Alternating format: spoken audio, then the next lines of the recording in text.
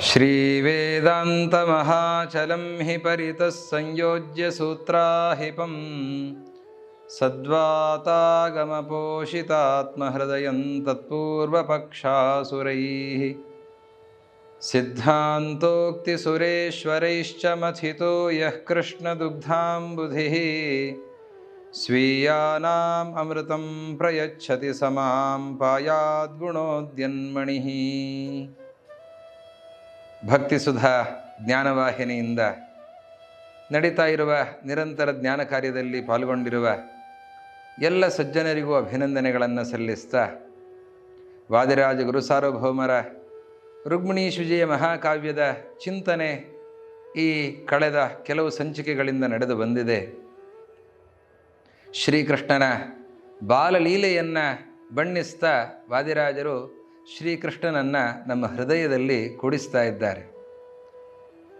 ಯಶೋದಾದೇವಿ ಶ್ರೀಕೃಷ್ಣನನ್ನು ಬಗೆ ಬಗೆಯಲ್ಲಿ ನೋಡಿ ಆಟಾಡಿಸಿ, ತೂಗಿ, ಮಲಗಿಸಿ, ಸ್ನಾನ ಮಾಡಿಸಿ, ವಸ್ತ್ರಗಳನ್ನು ತೊಡಿಸಿ, ಉಣಿಸಿ, ತಿನ್ನಿಸಿ, ಮಲಗಿಸಿ ಎಲ್ಲ ರೀತಿಯ ಸಾಲೋಕ್ಯದ ಸುಖವನ್ನು ಅವಳು ಅನುಭವಿಸ್ತಾ ಇದ್ದಾಳೆ.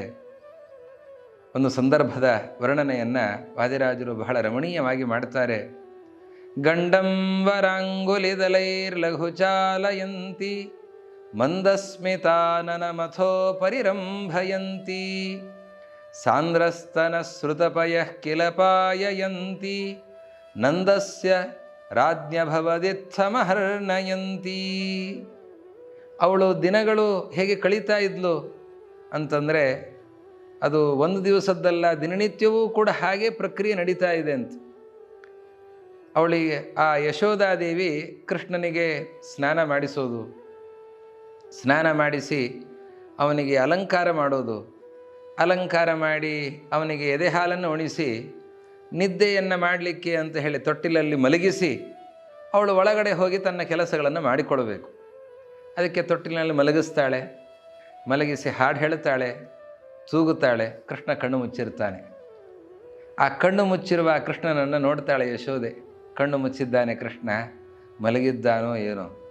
ಕೆಲವೊಮ್ಮೆ ಈ ಕಳ್ಳ ಕೃಷ್ಣ ಮಲಗದೇನೆ ಮಲಗಿದಂತೆ ನಿದ್ದೆ ಮಾಡ್ತಾನೆ, ಕಣ್ಣು ಮುಚ್ಚುತ್ತಾನೆ. ನಾನು ಆ ಕಡೆ ಹೋದ ಕೂಡಲೇ ನನ್ನನ್ನು ಕರೀತಾನೆ, ಅವನು ಅಳ್ತಾನೆ, ಸೂಚನೆ ಕೊಡ್ತಾನೆ, ನಾನು ಬರಬೇಕು ಅಂತ ಹೇಳ್ತಾನೆ. ಅದಕ್ಕೆ ನಿಜವಾಗಿಯೂ ಮಲಗಿದ್ದಾನೋ ಅಥವಾ ಮಲಗಿದ ನಾಟಕವನ್ನು ಮಾಡುತ್ತಾ ಇದ್ದಾನೋ ಅಂತ ಯಶೋದೆ ಅವಳು ನೋಡಿದ್ಲಂತ. ಆ ಪುಟ್ಟ ಕೃಷ್ಣನ ಆ ಕೆನ್ನೆಗಳನ್ನು ಮುಟ್ಟಿದ್ಲಂತೆ. ಮುಟ್ಟಿದಾಗ ಆ ಮುಟ್ಟಿದ ಕೂಡಲೇ ಮಕ್ಕಳು ಕಣ್ಣು ತೆಗಿತಾರೆ. ನಿದ್ದೆ ಬಂದಿಲ್ಲ ಅಂತಾದರೆ ಕಣ್ಣು ತೆಗಿತಾರೆ. ನಿದ್ದೆ ಬಂದಿತ್ತು ಅಂತಾದರೆ, ಗಾಢವಾದ ನಿದ್ರೆ ಇತ್ತು ಅಂತಾದರೆ ಕಣ್ಣು ಮುಚ್ಚಿದ್ದು ಹಾಗೇ ಇರ್ತದೆ.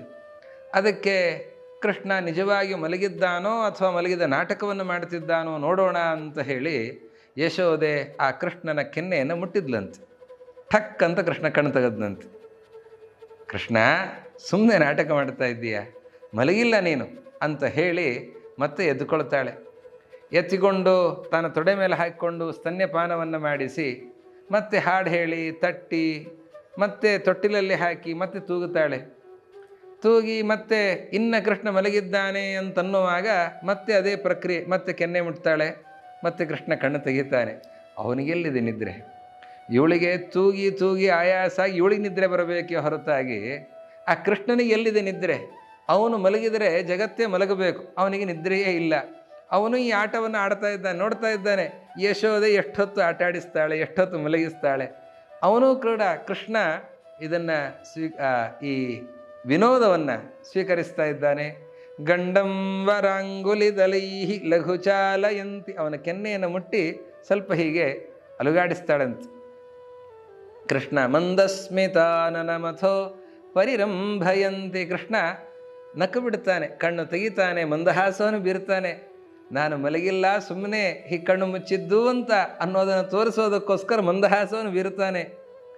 ಏನೋ ಕೃಷ್ಣ ಇಂತಹ ತುಂಟಾಟವನ್ನು ಮಾಡ್ತಾ ಇದ್ದಿ ಅಂತ ಹೇಳಿ ಯಶೋದೆ ಎತ್ಕೊಳ್ತಾಳೆ, ಮುದ್ದಾಡ್ತಾಳೆ. ಆ ಕೃಷ್ಣನನ್ನು ನೋಡಿದಾಗ ಎದೆ ಹಾಲು ಉಕ್ಕತ್ತೆ. ಮತ್ತೆ ಸ್ತನ್ಯಪಾನವನ್ನು ಮಾಡಿಸ್ತಾಳೆ. ಸಾಂದ್ರಸ್ತನ ಶ್ರುತಪಯಃ ಕಿಲ ಪಾಯಯಂತಿ ನಂದಸ್ಯ ರಾಜ್ಞಭವದಿತ್ಥಮಹರ್ಣಯಂತಿ. ಅವಳು ರಾಜನ ಅರಸಿ ತಾನೆ. ನಂದಗೋಪ ಗೊಲ್ಲರಿಗೆಲ್ಲ ಅರಸ. ಅವನ ಪತ್ನಿಯಾದಂಥವಳು ಯಶೋದೆ. ಹೀಗಾಗಿ ಅವಳು ಹಗಲಿರಳು ಹೀಗೆ ಕಳೀತಾ ಇದ್ದಾಳೆ ಅಂತ ವಾದಿರಾಜರು ವರ್ಣಿಸ್ತಾ ಇದ್ದಾರೆ. ಉಳಿದವರಿಗಾದರೆ ಕೆಲಸಗಳು, ಮನೆ ಕೆಲಸಗಳು, ಒತ್ತಡಗಳು ಹೆಚ್ಚಾಗಿ ಈ ಮಕ್ಕಳು ಹೀಗೆ ಮಾಡಿದಾಗ ಸಿಟ್ಟು ಮಾಡಿಕೊಳ್ತಾರೆ, ಮಕ್ಕಳನ್ನು ಬೈತಾರೆ, ಯಾಕೆ ಹೀಗೆ ಅಂತಂತಾರೆ. ಸಿಟ್ಟು ಮಾಡ್ಕೊಂಡು ನೀನು ಅಳ್ತಾ ಇದ್ದರೆ ಅಳು ಅಂತ ಹೇಳಿ ಹಾಗೆ ಹೋಗುವಂತಹ ಸಂದರ್ಭಗಳಿರ್ತವೆ. ಆದರೆ ಕೃಷ್ಣ, ಆ ಕೃಷ್ಣನನ್ನು ಹಾಗೆ ಬಿಟ್ಟು ಹೋಗ್ಲಿಕ್ಕಾಗತ್ತಾ? ಅವನನ್ನು ನೋಡಿದರೆ ಯಾರಿಗಾದರೂ ಬಿಟ್ಟು ಹೋಗೋ ಮನಸ್ಸಾಗತ್ತಾ? ಅದರಲ್ಲೂ ಯಶೋದೆಗೆ ಅವಳು ಅರಸಿಯಾದ್ದರಿಂದಾಗಿ ಅನೇಕ ದಾಸರು ದಾಸಿಯರು ಮನೆಯಲ್ಲಿದ್ದಾರೆ. ಹೀಗಾಗಿ ಆ ಒತ್ತಡವೂ ಕೂಡ ಯಶೋದೆಗೆ ಇಲ್ಲ. ಅವರನ್ನು ನೋಡಿಕೊಳ್ಳೋ ಒತ್ತಡವೇ ಹೊರತಾಗಿ ಮನೆ ಕೆಲಸದ ಒತ್ತಡ ಯಶೋದೆಗೆ ಎಲ್ಲಿದೆ? ಆದ್ದರಿಂದ ಯಶೋದೆ ಹೀಗೆ ಆ ಕೃಷ್ಣನ ಜೊತೆಯಲ್ಲಿ ಆ ಬಾಲಲೀಲೆಗಳನ್ನು ಆಸ್ವಾದಿಸ್ತಾ ಕಾಲವನ್ನು ಕಳೀತಾ ಇದ್ದಾಳೆ. ಯಾ ಮರ್ತ್ಯ ಮರ್ತ್ಯದಿತಿ ಜಾಲಿಭಿರಪ್ಯಭೇದ್ಯಂ ಬ್ರಹ್ಮಾಂಡ ಭಾಂಡಮಭಿನತ್ ನಖಕೋಟಿ ಮಾತ್ರಾತ್ ಸ್ವಾಂಗುಷ್ಟ ಪುಷ್ಟ ಸುಭಗಾಂಗುಲಿಮಚ್ಯುತಸ್ತಾಂ ಸಂಗೃಹ್ಯ ಚುಂಬತಿ ಶಿಶು ಪ್ರಕೃತಿಶಯಾನಃ. ಆ ತೊಟ್ಟಿಲಲ್ಲಿ ಮಲಗಿರುವ ಕೃಷ್ಣನ ಆ ಲೀಲೆಗಳನ್ನು ಎಷ್ಟು ಸೊಗಸಾಗಿ ಎಳೆಯಾಗಿ ಬಿಡಿಸಿ ತೋರಿಸ್ತಾರೆ ವಾದಿರಾಜರು. ಕೃಷ್ಣ ತೊಟ್ಟಿಲಲ್ಲಿ ಮಲಗಿದ್ದಾನೆ. ಮಲಗಿದಾಗ ಹೇಗೆ ಮಲಗ್ತಾನೆ?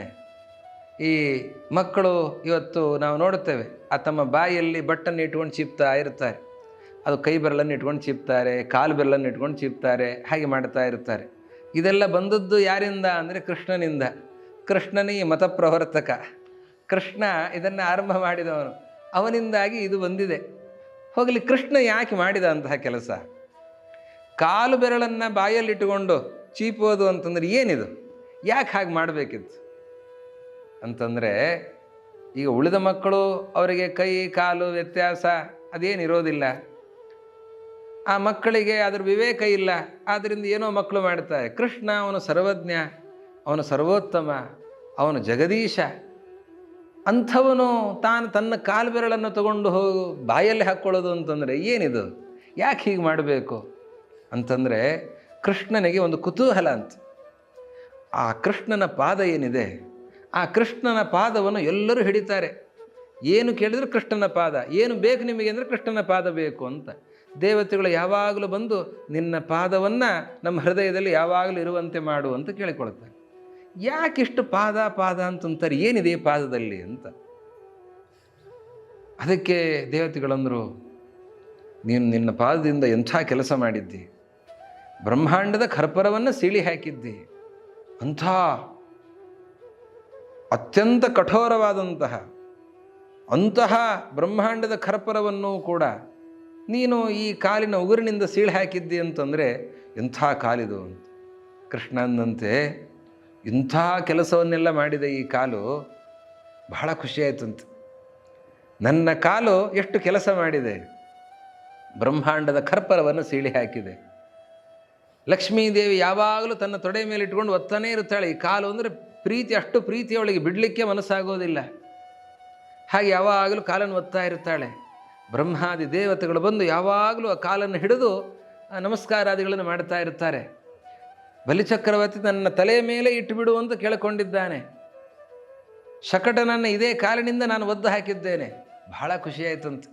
ನನ್ನ ಕಾಲು ಮಾಡಿದ ಕೆಲಸಗಳು ಒಂದ ಎರಡ, ಎಷ್ಟೆಲ್ಲ ಕೆಲಸಗಳು ಮಾಡಿದೆ. ಈ ಎಲ್ಲ ಯೋಗಿಗಳಿಗೂ ಕೂಡ ಬಹಳ ಪ್ರಿಯವಾಗಿದೆ. ನೋಡೇ ಬಿಡೋಣ, ಅದರ ರುಚಿ ನೋಡೋಣ ಅಂತ ಬಹಳ ಕೆಲಸ ಮಾಡಿದ್ದನ್ನು ನೋಡಿ ಮುತ್ತು ಕೊಡೋದಿರ್ತದೆ ನೋಡಿ. ಹಾಗೆ ಕೃಷ್ಣ ತನ್ನ ಪಾದದ ಬೆರಳನ್ನು ತಗೊಂಡು ಮುತ್ತು ಕೊಡ್ತಾ ಇದ್ದಾನಂತೆ. ಅದರ ಜೊತೆಯಲ್ಲಿ ಈ ಯೋಗಿಗಳೆಲ್ಲರೂ ಕೂಡ ಅವರು ಈ ಪಾದ ಬೇಕು ಅಂತಂತ ಇದ್ದಾರಲ್ಲ, ಹಾಗಾದರೆ ಬೇರೆ ಬೇರೆ ವಸ್ತುಗಳು ಬೇಕು ಅಂತ ಇದೆ. ಆದರೆ ಅದನ್ನೆಲ್ಲ ಪರಿತ್ಯಾಗ ಮಾಡಿರ್ತಾರೆ, ಬಿಟ್ಟಿರ್ತಾರೆ. ಅವರು ಷಡ್ರಸೋಪೇತವಾದಂತಹ ಭಕ್ಷ್ಯಗಳನ್ನು ಭೋಜ್ಯಗಳನ್ನು ಎಲ್ಲ ಪರಿತ್ಯಾಗ ಮಾಡಿದ್ದಾರೆ. ಎಲ್ಲ ಅಡಿಗೆಗಳನ್ನು ಬಿಟ್ಟು ಮತ್ತೊಂದನ್ನು ಬಿಟ್ಟು ಕಾಡಿಗೆ ಸೇರಿ ಕಾಡಿನಲ್ಲಿ ಗೆಡ್ಡೆ ಗೆಣಸು ತಿನ್ಕೊಂಡಿದ್ದಾರೆ. ಇದೆಲ್ಲ ಬೇಡಂತೆ ಅವರಿಗೆ. ಇದು ಬೇಕಾಗಿಲ್ಲ, ಕೃಷ್ಣನ ಪಾದ ಮಾತ್ರ ಬೇಕು. ಹಾಗಾದರೆ ಈ ಎಲ್ಲ ಷಡ್ರಸೋಪೇತವಾದ ಪದಾರ್ಥಗಳಿಗಿಂತಲೂ ನನ್ನ ಕಾಲು ರುಚಿಯ? ಕೃಷ್ಣ ಅಂದಂತೆ ನೋಡೇ ಬಿಡೋಣ ಅದು ರುಚಿ ಅಂತಂದಂತೆ. ಆದರೆ ಅವನು ವೈಕುಂಠದಲ್ಲಿಯೋ ಶ್ವೇತದ್ವೀಪದಲ್ಲಿಯೋ ಇರುವಂತಹ ಆ ರೂಪದಿಂದ, ನಿಯಾಮಕವಾದಂತಹ ಆ ರೂಪದಿಂದ ಅವನು ತನ್ನ ಕಾಲ ರುಚಿಯನ್ನು ನೋಡಲಿಕ್ಕಾಗತ್ತಾ? ಏಕಾಂತದಲ್ಲಿ ಎಲ್ಲಾದರೂ ಮಾಡೋಣ ಅಂದರೆ ಏಕಾಂತ ಎಲ್ಲಿ ಸಿಗುತ್ತೆ ಅವನಿಗೆ? ಯಾವಾಗಲೂ ಕೂಡ ಸುತ್ತಮುತ್ತ ಅವನ ಭಕ್ತರೇ ಅವನ ಆರಾಧನೆಯನ್ನು ಮಾಡ್ತಾ ಇರ್ತಾರೆ. ಹೀಗಾಗಿ ತನ್ನ ಕಾಲ ರುಚಿಯನ್ನು ತಾನು ನೋಡಬೇಕು ಅಂತನೋ ಹಂಬಲ ಕೃಷ್ಣನಿಗೆ ಅದಕ್ಕೆ ಅವಕಾಶವೇ ಸಿಕ್ಕಿಲ್ಲ. ಈಗ ಸಿಕ್ತು ನೋಡಿ ಒಳ್ಳೆಯ ಅವಕಾಶ. ಈಗ ಶಿಶುವಾಗಿದ್ದಾನೆ. ಶಿಶುವಾದಾಗ ಅವನು ಕೈ ಮುತ್ಕೊಟ್ರೂ ಯಾರೇನು ಅನ್ನಲ್ಲ, ಕಾಲು ಮುತ್ಕೊಟ್ರೂ ಯಾರೇನು ಅನ್ನಲ್ಲ. ಅದಕ್ಕೆ ಕೃಷ್ಣ ಅಂದಂತೆ ನೋಡೇ ಬಿಡ್ತೇನೆ ಇದರ ರುಚಿ ಅಂತ ಹೇಳಿ ತನ್ನ ಕಾಲು ಬೆರಳನ್ನು ತಗೊಂಡು ತನ್ನ ಬಾಯಿಯೊಳಗಡೆ ಇಟ್ಟುಕೊಂಡು ಚೀಪ್ತಾ ಇದ್ದಾನೆ. ಆಹಾ ಎಂಥ ರುಚಿ ಅಂತಾನೆ. ಯಾ ಮರ್ತ್ಯ ಮರ್ತ್ಯ ದಿತಿಜಾಲಿಭಿರಪ್ಯಭೇದ್ಯಂ, ಅಮರ್ತ್ಯ ಮರ್ತ್ಯ ದಿತಿಜಾಲಿಭಿರಪ್ಯಭೇದ್ಯಂ. ಬ್ರಹ್ಮಾಂಡ ಈ ಖರ್ಪರ ಏನಿದೆ, ಆ ಖರ್ಪರ ಎಷ್ಟು ಗಟ್ಟಿಯಾಗಿದೆ ಅಂತಂದರೆ ದೇವತೆಗಳು ದೈತ್ಯರು ಎಲ್ಲರೂ ತಮ್ಮ ಆಯುಧಗಳ ಪ್ರಯೋಗವನ್ನು ಮಾಡಿದರೂ ಕೂಡ ಒಂದು ಬಿರುಕು ಬರಲಿಕ್ಕೆ ಸಾಧ್ಯ ಇಲ್ಲಂತೆ. ಅಂತಹ ದೃಢವಾಗಿ ಈಗೆಲ್ಲ ಕಟ್ಟಡಗಳ ನಿರ್ಮಾಣ ಆಗುತ್ತೆ. ಹೇಳ್ತಾರೆ ಮಾತ್ರ 100 ವರ್ಷದ ಬಾಳಿಕೆ ಅಂತ. ಅವರು ಹೇಳಿ 5 ವರ್ಷಕ್ಕೆ ಸಿಳಿ ಹೋಗಿರುತ್ತೆ. ಇಷ್ಟು ಅದೃಢವಾಗಿರುವಂತಹ ಕಟ್ಟಡಗಳ ನಿರ್ಮಾಣ ಮಾಡುವ ಕೌಶಲ ನಮ್ಮವರದ್ದು. ಆದರೆ ನಮ್ಮ ನಾರಾಯಣ ಜಗದೀಶ್ವರ ಅವನು ಮಾಡಿರುವ ಜಗತ್ತಿನ ಸೃಷ್ಟಿ ಅಂಥದ್ದು. ಇದು 100 ಕಲ್ಪ, ಬ್ರಹ್ಮದೇವರ 100 ವರ್ಷದ ತನಕ. ಒಂದು ದಿನ ಅಂತಂದರೆ ಎಷ್ಟು, 1,000 ಮಹಾಯುಗಗಳು ದಾಟಿ ಹೋಗ್ತವೆ. 14 ಮನ್ವಂತರಗಳು ಉರುಳಿದರೆ ಒಂದು ಹಗಲಾಗತ್ತೆ. ಅಂತಹ ರಾತ್ರಿ, ಅಂತಹ 100 ವರ್ಷಗಳು ಕಳೆದರೂ ಕೂಡ ಆ ಬ್ರಹ್ಮಾಂಡದ ಖರ್ಪರಕ್ಕೆ ಒಂದು ಬಿರುಕು ಬರಲಿಕ್ಕೂ ಅವಕಾಶ ಇಲ್ಲ. ಅಂತಹ ದೃಢವಾದಂತಹ ಅಚ್ಛೇದ್ಯ ಅಭೇದ್ಯವಾಗಿರುವ ಬ್ರಹ್ಮಾಂಡದ ಖರ್ಪರ, ಅದನ್ನು ನಿರ್ಮಾಣ ಮಾಡಿದವನು ನಮ್ಮ ನಾರಾಯಣ. ಅಂತಹ ಆ ಖರ್ಪರ ಏನಿದೆ, ಇದಕ್ಕೆ ದೇವತೆಗಳು ದೈತ್ಯರು ಆಯುಧ ಪ್ರಯೋಗ ಮಾಡಿದರೂ ಕೂಡ ಏನೂ ಆಗೋದಿಲ್ಲ. ಅಂತಹ ಬ್ರಹ್ಮಾಂಡದ ಖರ್ಪರವನ್ನು ಕೇವಲ ತನ್ನ ಪಾದದ ಉಗುರಿನ ಸ್ಪರ್ಶದಿಂದಲೇ ಸಿಳಿ ಹಾಕಿದ್ನಲ್ಲ. ಬ್ರಹ್ಮಾಂಡ ಭಾಂಡಮಭಿನತ್ ನಖಕೋಟಿ ಮಾತ್ರ. ಅಂತಹ ತನ್ನ ಕಾಲಿನ ಹೆಬ್ಬೆಟ್ಟು ಸ್ವಾಂಗುಷ್ಟ ಪುಷ್ಟ ಸುಭಗಾಂಗುಲಿ ಮಚ್ಯುತಃ ತಾಂ ಸಂಗೃಹ್ಯ ಚುಂಬತಿ ಶಿಶು ಪ್ರಕೃತಿಶಯಾನಃ. ಮಕ್ಕಳಿಗೆ ಬಹಳ ಖುಷಿ ಆದರೆ ಮುತ್ಕೊಡ್ತಾರೆ ನೋಡಿ. ಹಾಗೆ ಶ್ರೀಕೃಷ್ಣನಿಗೆ ಬಹಳ ಖುಷಿಯಾಯಿತಂತೆ. ನನ್ನ ಕಾಲು ಎಂಥ ಘನವಾದಂತಹ ಕಾರ್ಯವನ್ನು ಮಾಡಿದೆ, ಅದಕ್ಕೆ ಮೆಚ್ಚುತ್ತಾ ಹೆಮ್ಮೆಯಿಂದ ಮುತ್ತು ಕೊಡ್ತಾ ಇದ್ದಾನೆ ಕೃಷ್ಣ. ಆ ತನ್ನ ಕಾಲಿನ ಬೆರಳನ್ನು ತನ್ನ ಬಾಯೊಳಗಡೆ ಇಟ್ಟು ಚೀಪ್ತಾ ಇದ್ದಾನೆ. ಇದು ಬಹಳ ಸುಂದರವಾದಂತಹ ಪ್ರಸಿದ್ಧವಾದ ಶ್ಲೋಕ.